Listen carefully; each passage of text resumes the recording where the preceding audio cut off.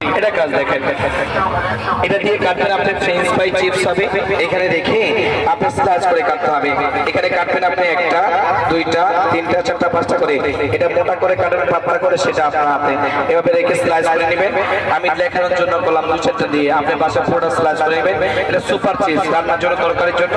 এই লাইনগুলো বসে সাজিয়ে গুজিয়ে রেখে আবার কাটেন। আলু দিয়ে ফ্রেঞ্চ ফ্রাই হবে, গাজর দিয়ে স্লাদ, আপেল দিয়ে স্লাদ। ওই যে মোটা চিপস আপনার হাতে, এটা বাবুর জন্য, সন্তান আপনার জন্য। চারো সাইড থেকে সুন্দর একটা ম্যাকারন চিপস হবে, জিঙ্গার স্টাইল হবে, আপনি কুরকুরে চিপস হবে, ফ্রেঞ্চ ফ্রাই।